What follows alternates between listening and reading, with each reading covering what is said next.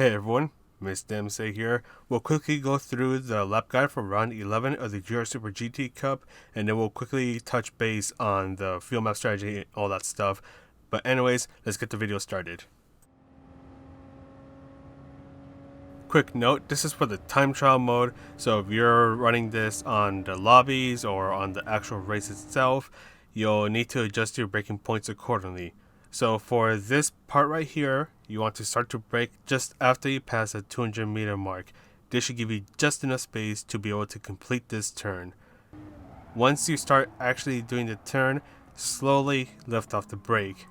You can then accelerate for a very quick moment, and then you'll apply the brake at full power for a brief moment of time. Quickly let go of the brake as you're turning to get the car to rotate a bit more, and once your car is nearly straightened out, you can start to fully accelerate.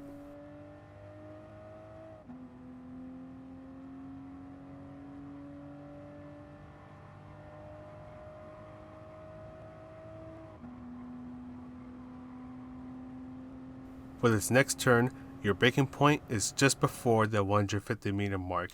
Do all your braking right here in a straight line, and as you start to turn, slowly lift off the brake. Once you pass the first apex, you can fully accelerate, but then when you go to the second apex, go at half throttle. Then after you pass it, you can then fully accelerate again. Start to brake when your car reaches the 50 meter mark. Brake heavily for just a tiny brief moment, and then once you start to turn, slowly lift off the brake. Once you're about to hit the apex, slowly start to accelerate. Try to be careful as it's somewhat easy to slide here, and for this next turn, you'll be doing the same exact thing that you did in the last turn, except your braking point will be a bit further behind from the 50 meter mark.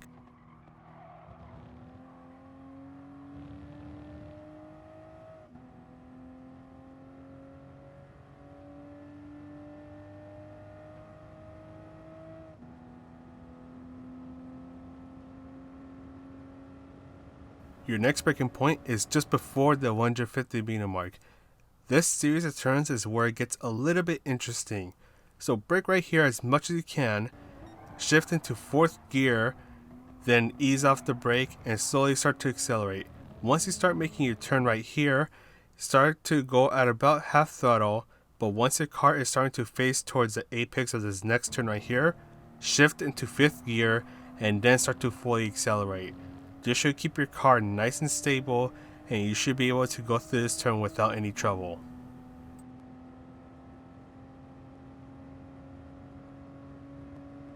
Your final braking point is just before the 100 meter mark. You can actually use the digital flag that is on your left as the final braking point. Be careful when you're easing off the brakes because your car will be willing to slide a little bit right here. So slowly ease off the braking, and then when you're halfway through the turn, you can then start to fully accelerate and you are good to go. Alright, that is the lap guide. Let's go ahead and talk about fuel strategy. So when I was doing a couple laps on Monza, I found that fuel map 1 uses 30%, fuel map 2 uses 28%, fuel map 3 uses 25%, 4 uses 22%, 5 uses 20%, and 6 uses 18% of your fuel. If you are going for a one stop, so you go through the pit stop one time, you can definitely run the straights on fuel map 1, and then when you go through the twisty bit behind the second chicane, you can definitely run it at a lower fuel map, so you can run it at 5 or even 6 if you want to save a bit more fuel. The thing is that if you are going to pit, you want to save as much fuel as you can. That way you spend less time at the pit stop and you can get a better advantage over those who do decide to go to the pit stop. And the other thing is that if you also go for the pit stop, do not change tires.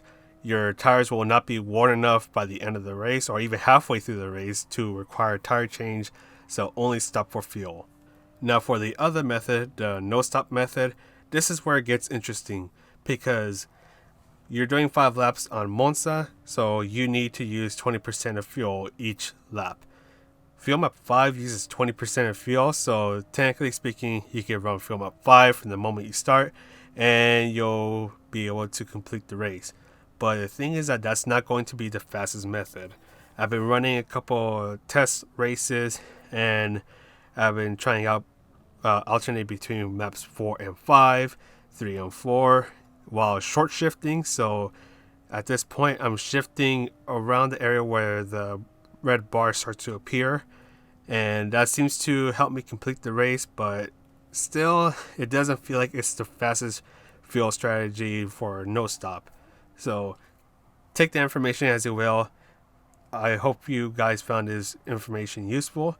If you have or even found a better or even faster no stop strategy, you can definitely put it down in the comments below. But anyways, that's all for me. Non-commentary versions coming up right now. This is Mr. MCA, the world's most okay player, and I'll see you in the next video.